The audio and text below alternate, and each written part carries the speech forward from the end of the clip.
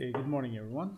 Again, so today we are going to start a new chapter and learn about how we can represent profiles of sequences, multiple sequences that are related, and there may have differences in certain regions. There may have conserved regions. So we are going to see how we can represent them. Before we start, I want to ask whether you have any questions about the assignment or not. Maybe you may have also figured out that in the assignment Blossom 62 matrix, there are some incorrect entries in this Blossom 62 matrix, but these incorrect entries are irrelevant to the correct completion of the assignment. Because, for example, I think it was N and A. The matrix has to be symmetric, but if you look here, N and A here, let me show you. By the way, let me increase my mouse pointer size so you can follow better. All right.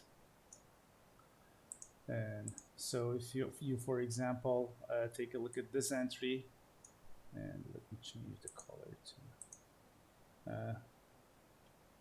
if you take a look at this entry, N and A, it has to be symmetric. They should both be -2 or -1. All right, so there's definitely something wrong with this matrix. But this, as I said, I didn't make an announcement about this because these entries, we don't have the amino acid A or N. I mean, the incorrect entries are irrelevant to solving the assignment. Okay, and thank you, by the way, for those who have reminded me. So I received some emails about this, but yeah, thank you for noticing that. But yeah, as I said, it's not that critical, those incorrect parts. You should just focus on the MCGM. The types of amino acids are 1, 2, 3, 4, 5. 5 types of amino acids in this sequence, and an additional D and K here, right? So there are 7 types of amino acids, I think. So you're going to be using a 7x7 submatrix of this 20 by 20 Blossom 62 matrix. All right. So, let me know if you have any questions. All right.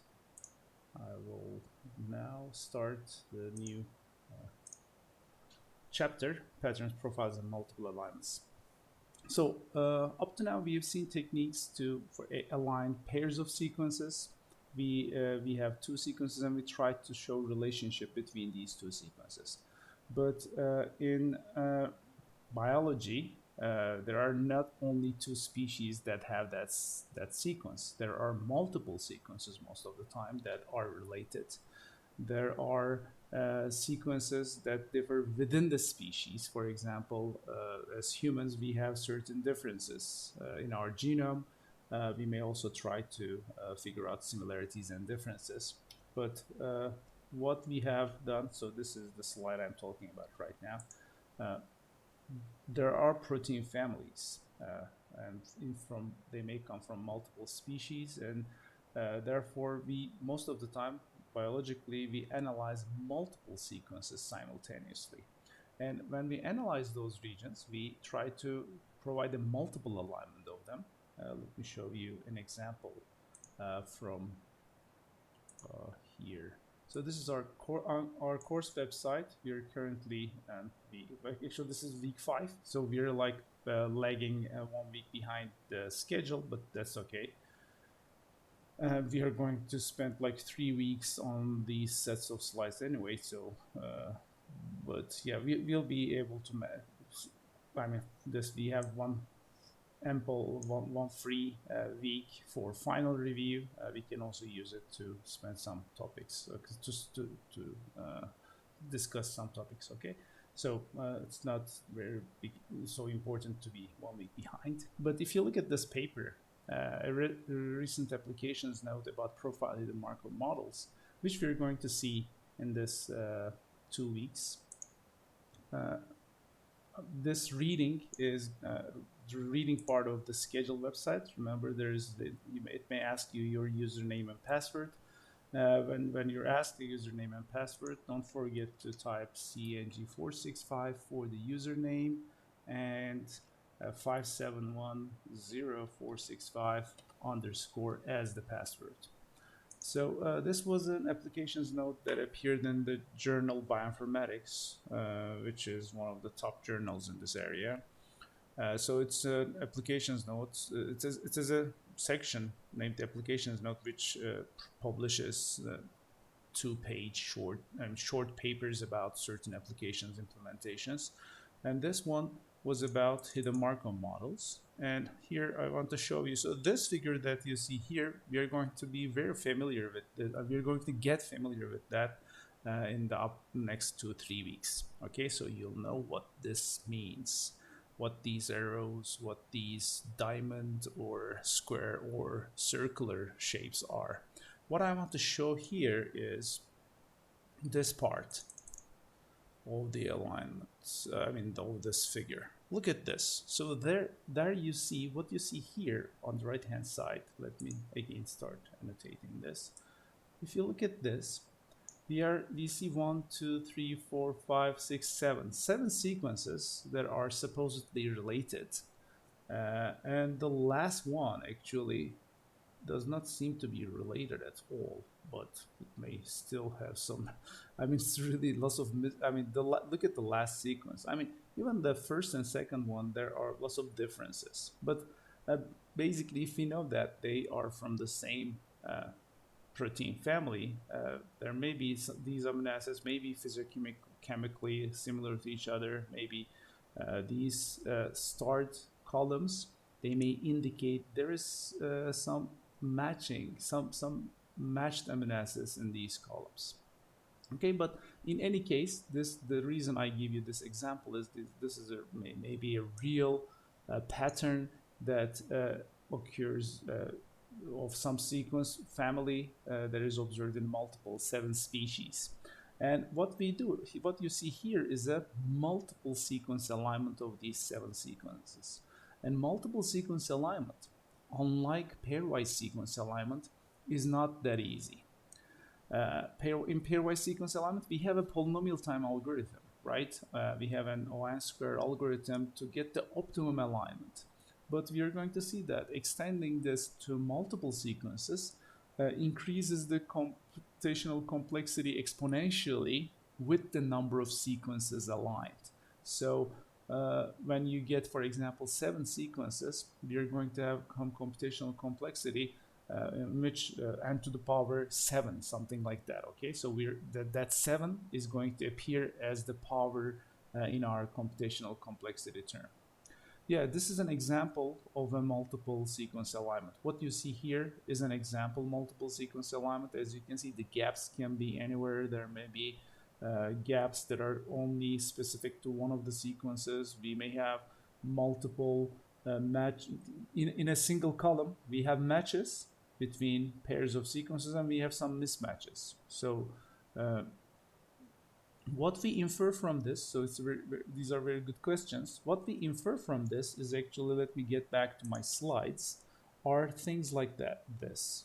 When we align, usually when we align a multiple sequence alignment, it's not this short. We have very long, like 200, 300 amino acid sequences, amino acid length sequences that are aligned, and what they show.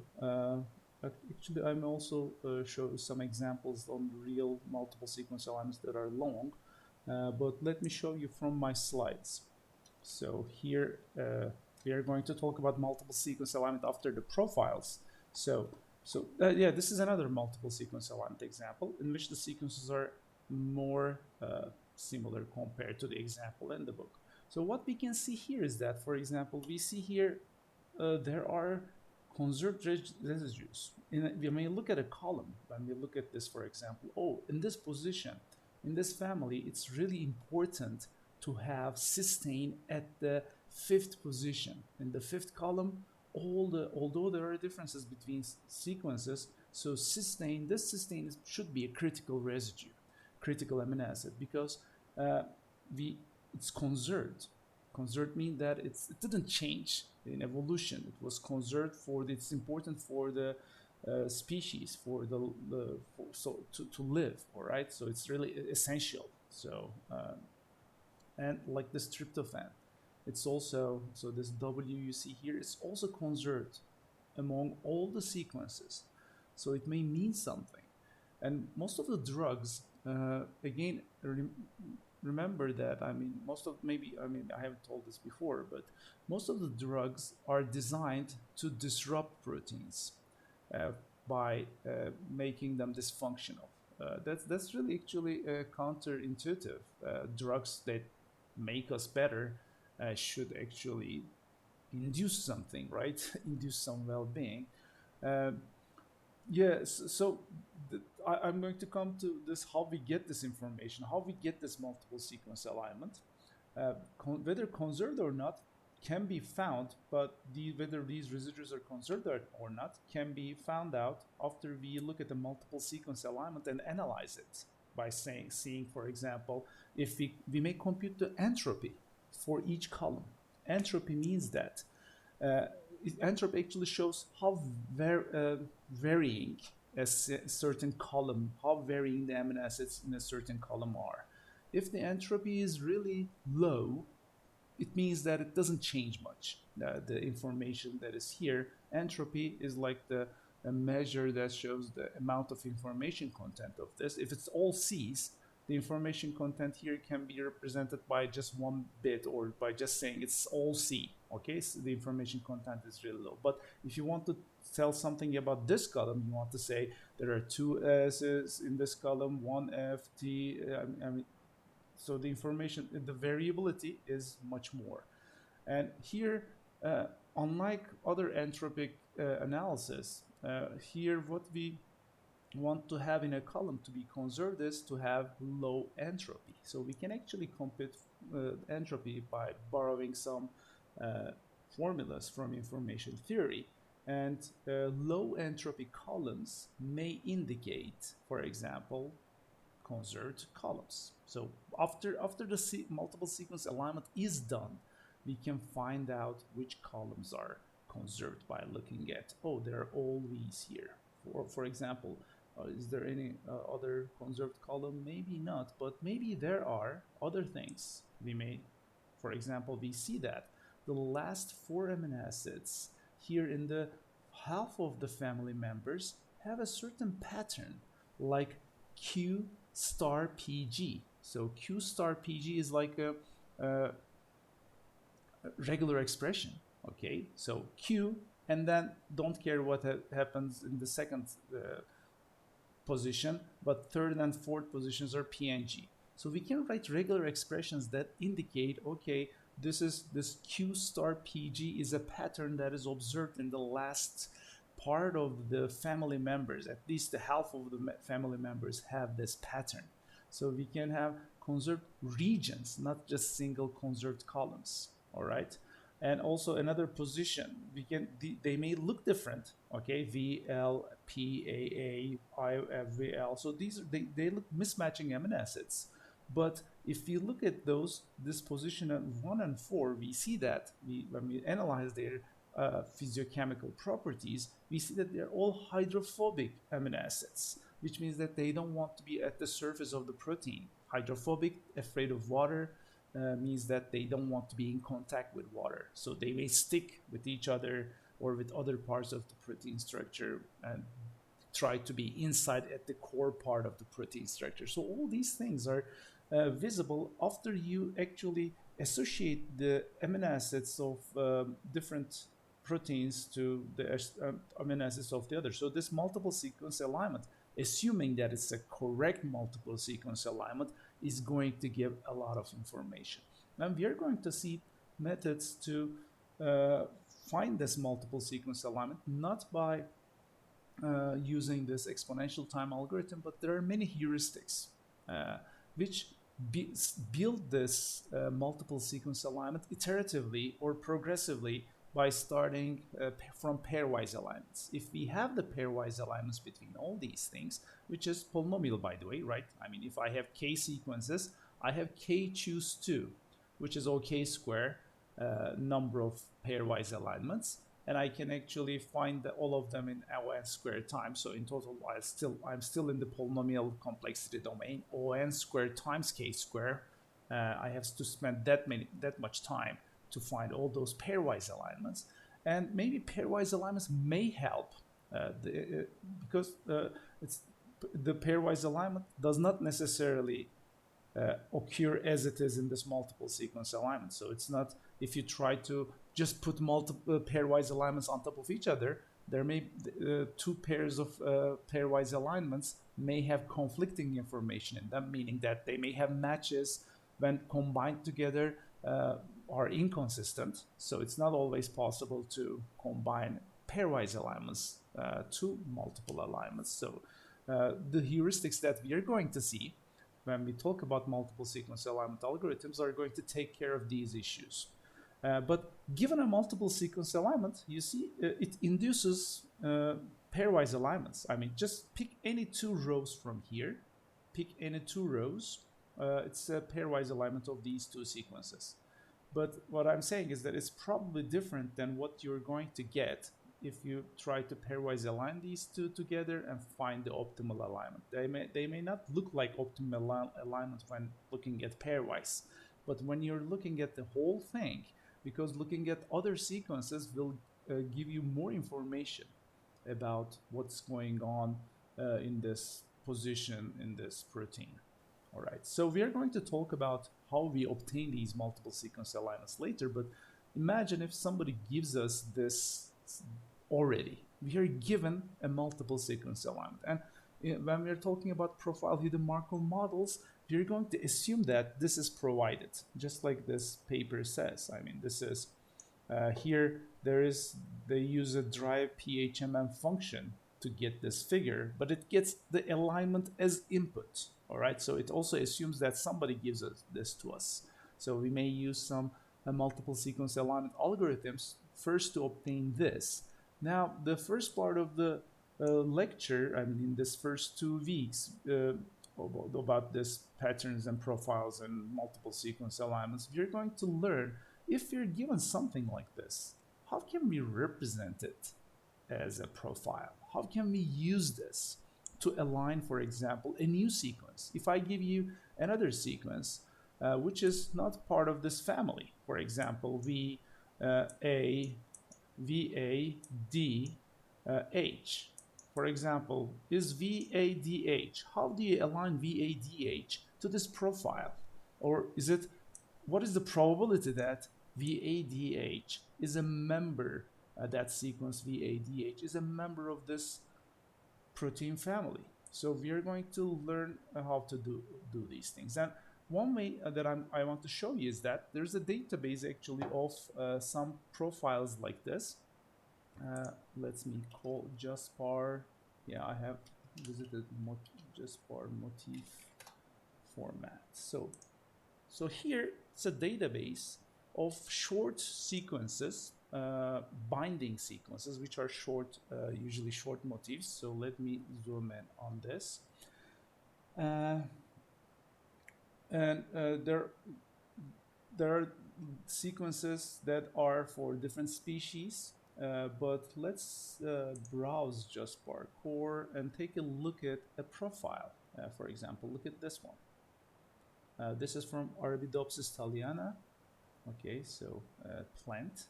Or let's look at the human motif. Runt domain factors. I don't know what this means, but look at this. Now, we actually have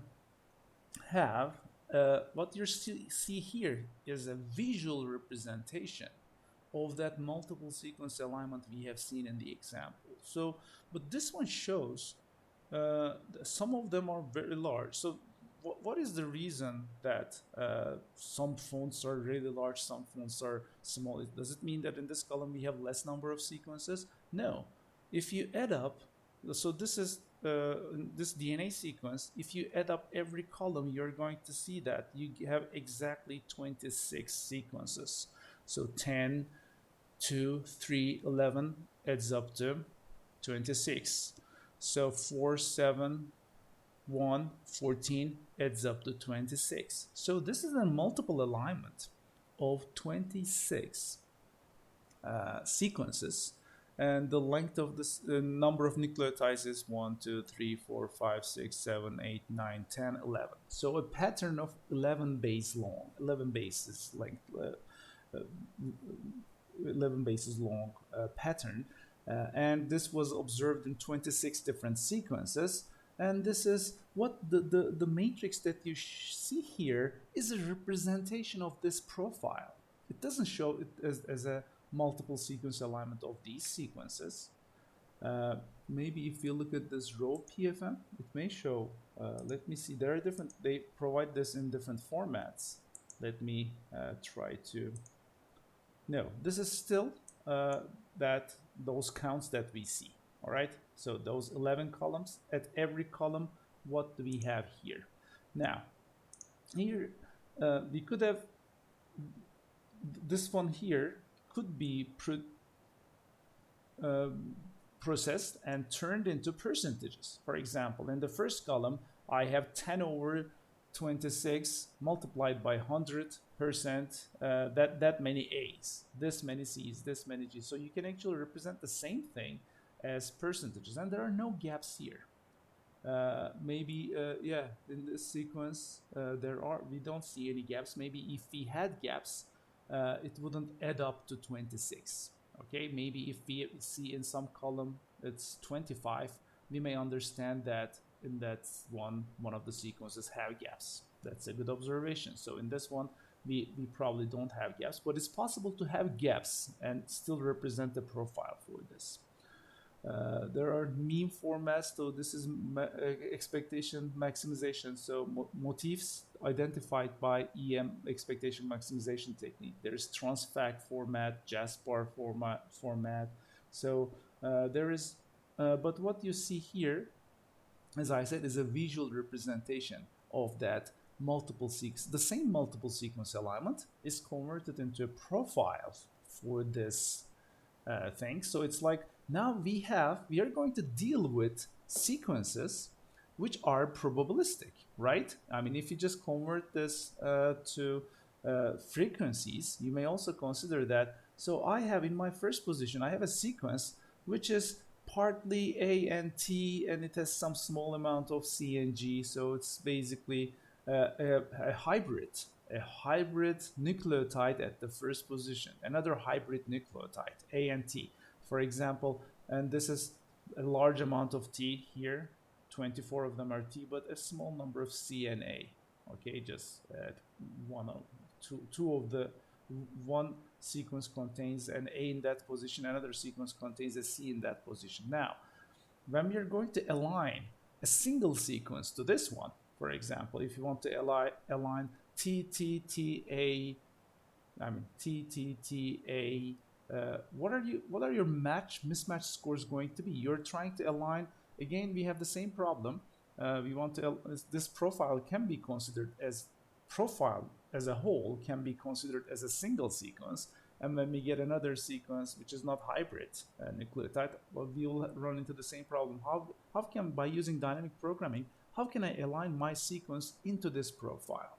For example, at this position, at the fourth position, when I have a A, is it a mismatch to T? But there is some A here. So actually what we're going to do is we're going to see it's this much percentage mismatch, this much percentage match, this much percentage mismatch. So we are going to have a combination of our scores. Our scoring matrix this time is going to be looking at combinations of, and it's going to be a weighted sum of some matches and mismatches depending on how much of that nucleotide the profile contains. All right, so that's one way to do the alignment.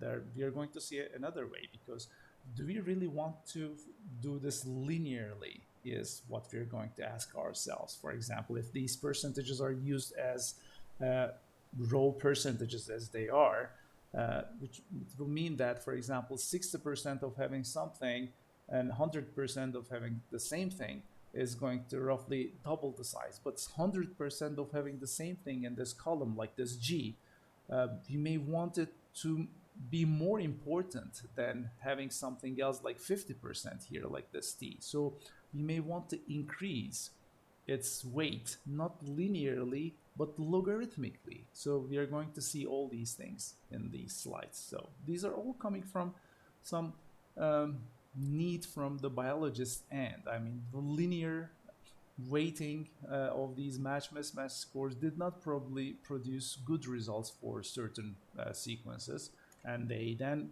came up with this logarithmic scaling of these things so that they can have better alignment, more correct alignments to them. But this was the reason I showed you this, is just to show you that now we are talking about things, talking about profiles of sequences, which is not a single nucleotide sequence, it's a profile, it's probabilistic. And these G's are shown at the highest level, and they're exactly at 2 here. I think it's because the unit of this y-axis is bits. Bits mean that the logarithm base 2 is used. Okay, so we need, so here it's weighted inversely by its entropy. So since it's all G's, its entropy is lowest. So therefore, the lowest entropy here is like what we are going, the highest these fonts are going to get. If we had just, imagine, we had just directly used the percentages to weigh the font size of these things. All of them will exactly be at the same height, right? I mean, because the percentages, the frequencies all add up to 100% at the end. If we just had a way to just directly use those frequencies and then adjust the font sizes accordingly directly to the frequencies without computing entropy at all, they will all be at the same height. And by being all at the same height, these conserved columns will not jump out from this profile and tell us that, oh, I'm all G's here. Maybe we'll have a single column with G, but these others, the noisy columns, they will also occupy a lot of space by being all to 100%. So this is a better representation, and by just at one glance, it shows you which parts of this profile motif, this binding motif, is important. For example, TG, GGT, and T at the end, it seems like a main theme, main property of this motif. And the other parts are just like, if you write it as a regular expression, it's going to be like star, star, star, T, G, maybe G or A, or T or C, then GGT, maybe T or A, and star. You're going to write the regular expression like this. But you're going to see how we can represent it, these frequencies first, and we are going to see a probabilistic model, the profile hidden Markov models, to actually represent such motifs and maybe for longer sequences. Profile hidden Markov models are used a lot for protein sequence families. There's a database. Let me show you that on here, the superfamily database. Superfamily database. Superfamily database. Protein profile HMM. Yeah, this, so they actually updated, they published an update of this database and recently in 2019. So this, again, this is one of the journals that are really respectable in this nucleic acid research. It's tough to get a paper in it, so it's really high impact research is published here. And every year, nucleic acid research has a database issue, which publishes articles that from biological databases. And sometimes they also accept updates on very widely used databases. And the superfamily database, a significant proteome update and a new web server. So it's available as subform.org. So when we go to this website, you can browse it. You can search your sequence. So you can paste your protein sequence in FASTA format, and it's going to uh, find which protein, which family is closest to your sequence. So if you look at this, it's a collection of hidden Markov models. So we are going to see what those hidden Markov models are. So they store the profiles of protein sequences in their database as hidden Markov models. And we are going to see what they are. They were initially proposed for speech recognition. And the main idea is in speech, for example, every time we say a word, there's a, if you record the audio, the waveform, even if every time you're saying umbrella, for example, umbrella, umbrella, umbrella, all of these waveforms are similar, but they have differences. So how can we represent a waveform for umbrella as a statistical model? And then ask the question whether when somebody says something else, for example, umbrella, I say something different, how similar it is to that statistical model. So this is in speech recognition, because every time we are trying to recognize from speech to text, we have a new audio form, and the speech recognizer's task is to first convert that speech to text, and by analyzing these waveforms and trying to figure out which statistical model it's closest to. Okay, whether it's this statistical model for this word or this word or this word. So hidden Markov models were initially proposed in speech recognition, but then this model it's extended to different places, and one of them is representing profiles of sequences, and we are going to learn how profile hidden Markov models are used to represent these families. All right, so let's continue with the slides again, starting from the beginning, and I'm going to I actually outline everything we are going to talk about. But yeah, you're analyzing multiple sequences at this point. So one thing that we may do, so this looks very much like that JustBar motif that we have seen, and this time we have gaps. Now, one way we can represent, if you look at this matrix underneath, if you take a look at this part, let me again start annotate. If you take a look at this part very looks like that JustBar profile. Instead of counts, instead of writing 3, we could have written 3, 1, 1, and then 5. So 5, 5, 1, 4, 5, 5. They could have been counts, but now they're converted into percentages or ratios. Okay, so 0.6 of this, so they are normalized to 1. As you can see, they are like ratios. 6 over 1, 10 of this sequence is C.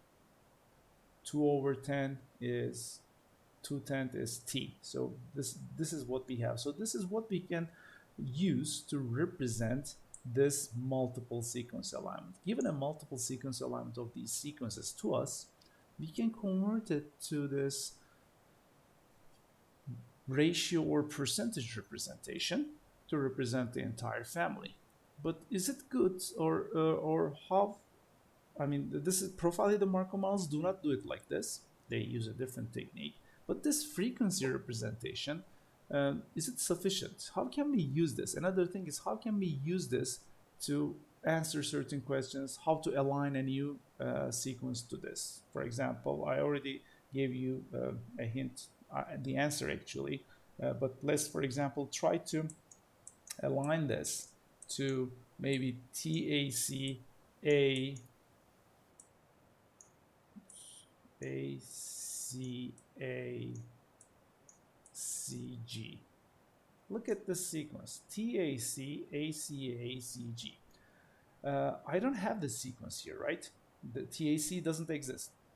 One sequence I have that is starting with a T is actually TAG, CTA. By the way, these gaps are not part of the sequences. So when I'm asking you, for example, what is the second sequence in this family? The second sequence in this family is TAG, CTA, CCAG. All right.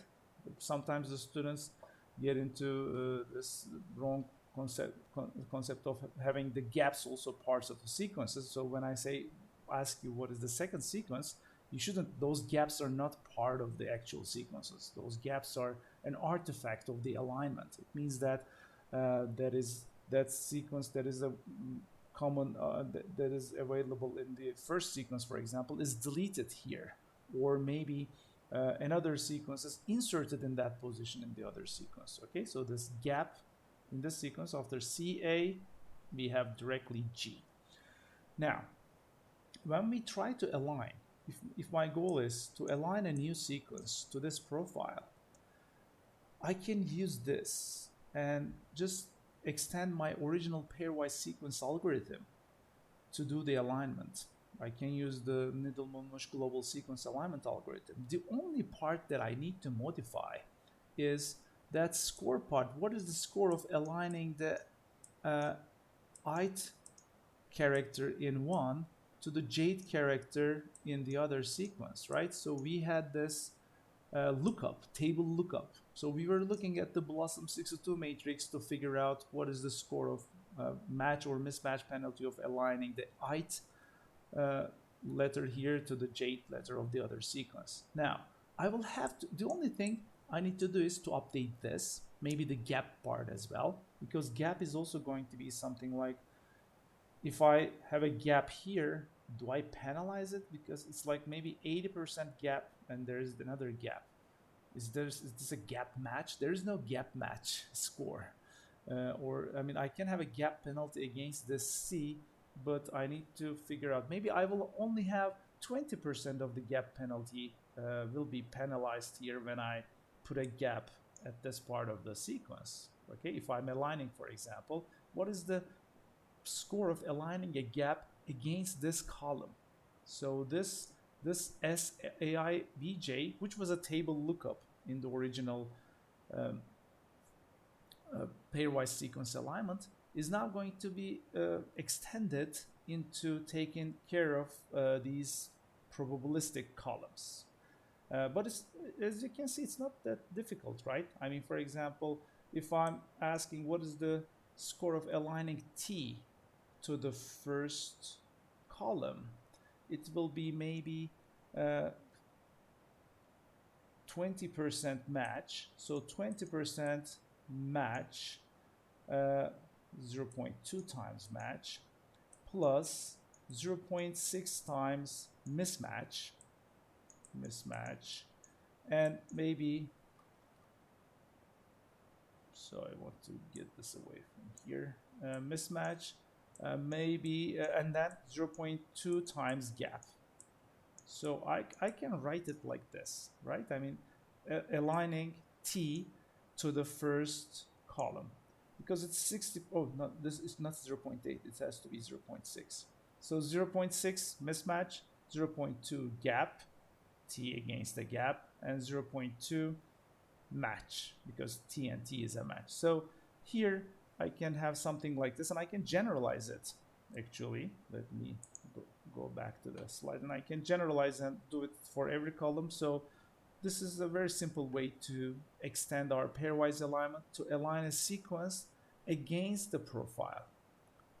What about two profiles? If I give you two profiles, not two sequences, but if we try to align two profiles with respect to each other, again, it's the same thing, not much different, right? I mean, instead of T and a T, this time it will be all pairwise matching. So for example, if imagine I have another profile in which the first column this time is, for example, this is the other profile gap, and imagine it is something like this, 2%, 0.2, 0.4, 0.1, and 0.3, and no gap. Okay, look at this. So they add up to 1. Now try to align this column. What is the score of aligning A1 to B1? not plus, the second sequence first column. So in order to do that, what I'm going to do is this summation for all possible nucleotide types in both cases. I'm going to write their percentages, the frequency of that nucleotide in the first column, frequency of that nucleotide in the first column, in the first and the second sequences. Maybe I can index them with A and B, and multiplied by whether it's a match score or mismatch score for those particular type of amino acids. So let me write it also here.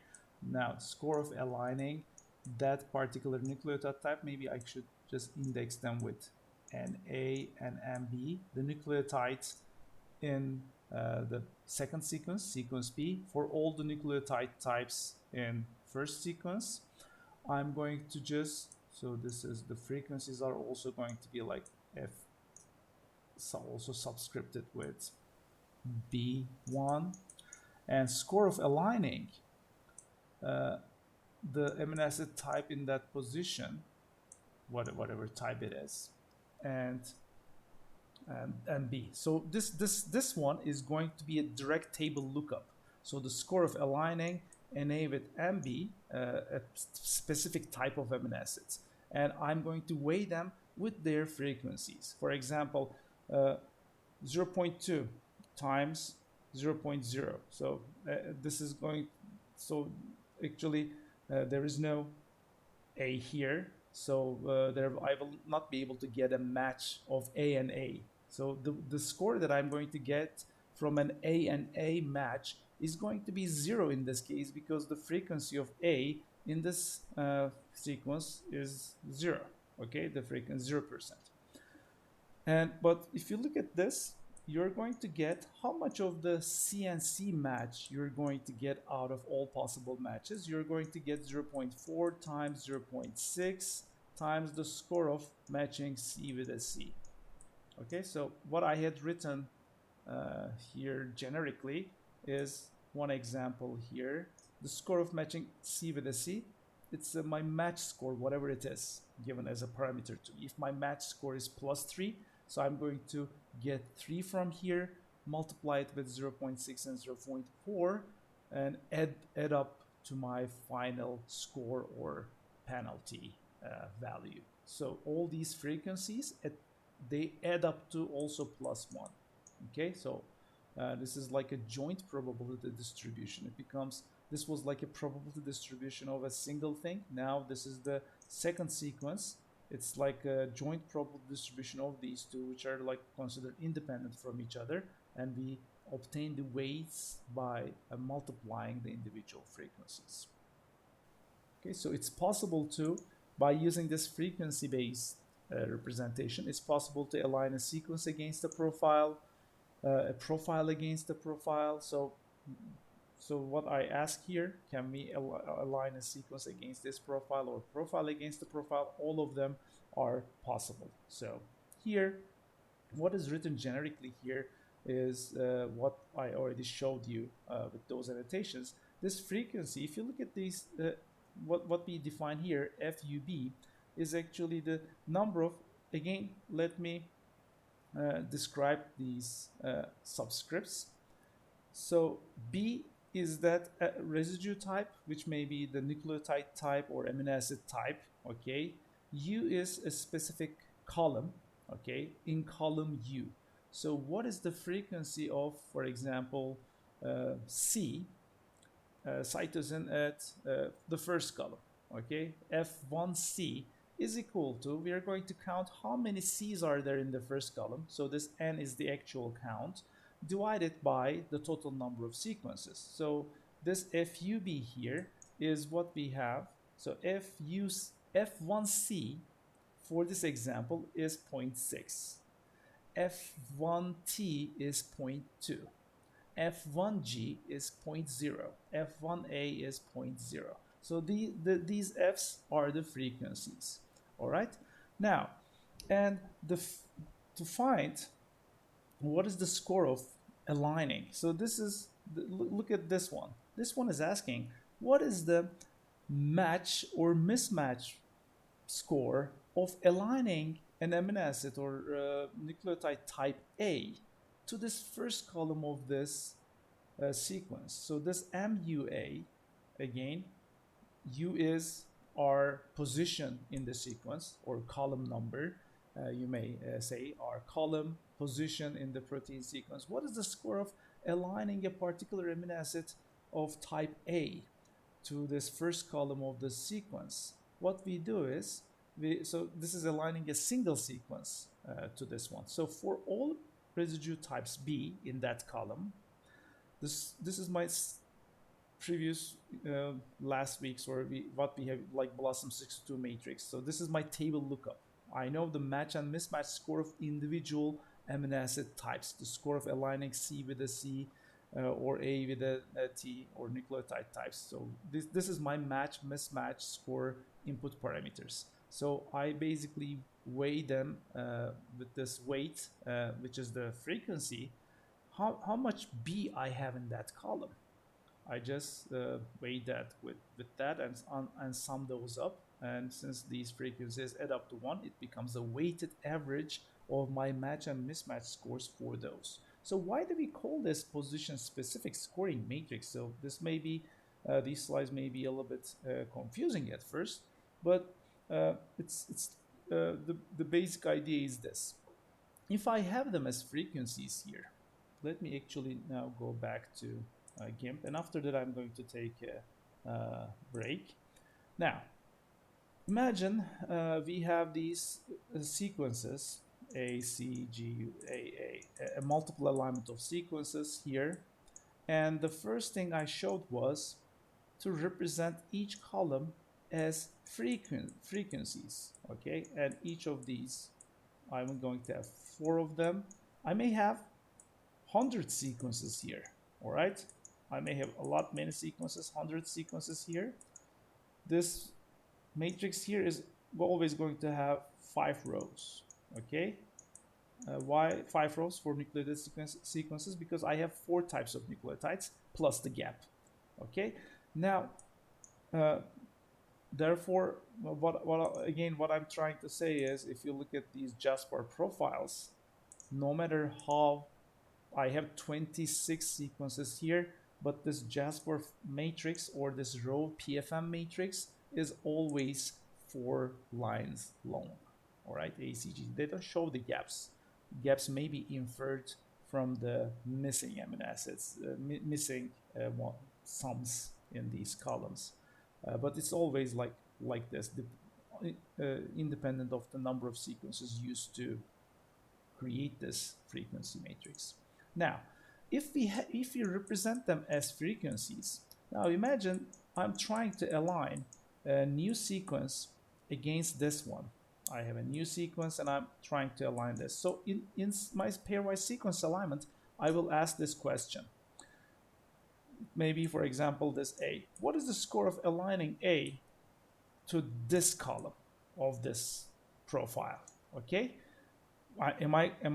Do I have a match score or a mismatch penalty? Is this a mismatch or a match? Because during the pairwise sequence alignment, we always ask this question: what is the score of aligning this particular column to this column to this column?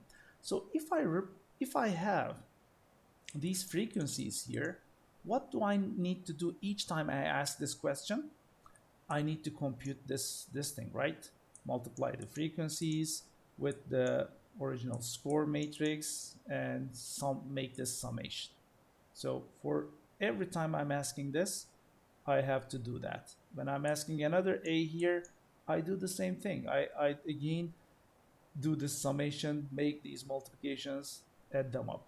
Now, here's the idea. Do I really need to compute them all the time like this by multiplying together? Now I'm going to create something else. Imagine we have another matrix of again 4 columns. This time 4 rows, sorry, 4 rows. This time this ACGT does not show the frequencies of the profile, but directly have the scores. For example, the score of aligning A to this column is 3.1. The score of aligning C to this column is 2.1. Maybe, I mean, depending, I'm just throwing these numbers out, okay? So they're just random numbers here, what you see here, maybe 0.2. So what I'm saying is that if you know the amino acid type, the score of aligning an amino acid or nucleotide type A to this column can be pre-computed regardless of your input sequence. You just, in other words, these frequencies can be converted into scores. And these scores are going to change for each column differently because we don't have a because the frequencies in the profile change, right? If the frequencies of ACGTs change at every column, the score of aligning A to this column always changes. The score of aligning C to this column, G to the other column always changes. So, but if we pre-compute these values, so this one, what is written here, if it's pre-computed, pre-compute these things for all the columns regardless of these input sequences you are going to align to this one. This pre-computation is independent of your input sequence. You just pre-compute it once, and instead of storing these frequencies, store these pre-computed values. And this one is named position specific scoring matrices. Why position specific? Because for every column we have a different score of match and mismatch for what will happen if you match an A here, what will happen if I match a C here. And this one, for example, T is going to be matched to this column, so it's going to be higher. Okay, so this position specific scoring matrix comes from the fact that we, instead of computing frequencies, we compute score values per position, per column of this profile. And we store these pre-computed values for this family. And this position-specific scoring matrix is a representation. It's a scoring matrix that you can use for this protein family. It's specific to that protein family. And if you want to align a sequence against it, this will be your lookup table. Because this lookup table is going to be, I mean, basically the pre-computed one is going to be this one. This lookup table, which is your PSSM, is going to be computed by using either BLOSUM62 or some match-mismatch parameters, input parameters, and you will no longer need to look at BLOSUM62 or this one, because this one directly is going to give you what is the score of aligning A against this column. It's going to be written here, 3.5, for example. It's going to contain these weighted pre-computed scores. That becomes your position-specific scoring matrix. The sequence we're trying to align with the family sometimes may be shorter. It can be the length of the table. Actually, it is the length of the protein family. It's not the sequence we're trying to align can be long, right? It doesn't. This is the sequence we're trying to align. It doesn't necessarily need to be the length of the protein family. So let me get to a new slide. Just like this, let me get a new one. For example, if you have one sequence, it's like, can you not align this larger sequence to this small sequence? You can, right? You can always align your large sequence to small one, indicating that after the alignment, you have to put some gaps here, or you can align even a shorter sequence to this long one. And our profile is no different than this. Our profiles, that position-specific scoring matrices length, is going to be determined based on your protein family's length. And when you're aligning a new sequence, you can put gaps in any place. You can put gaps in this one. You can have gaps after the alignment. You can see that it may be something like this. The profile has a certain, after the alignment, you will have to separate your profile in the middle, put gaps there so that this part is aligned to this part is maybe aligned to, if you, for example, align this part of the profile matches this part nicely, this part of the profile matches this part nicely, in the alignment you're going to see that this part of your input sequence has no match in the profile, so we are going to show gaps against it. So again, it means that it's really the entire family doesn't have this part, so it's like lots of gaps, maybe lots of gap penalties, maybe, or not lots of gap penalties. Whatever the gap penalties, we are going to incur that much gap penalty for this part. But yeah, that's the basic idea of the position-specific scoring matrices, to pre-compute these frequencies and use them here. Now, the rest of this is basically this MUA is our entry, a single entry in the position-specific scoring matrix. What is the score of aligning a certain specific type of amino acid A at the Uth column? Okay, so this is U is the column index, A is the amino acid type. So MUA will be your match, mismatch, or even gap penalty if you also incorporate gaps into your position specific scoring matrices. So having 5 rows here, you can, this A can be a gap itself, so you can see what is the penalty of aligning a gap against that profile part, or what I mean is that gap is just maybe considered one of the amino acid types, and for a specific column, a specific amino acid or nucleotide, what is the score of match, mismatch, or gap?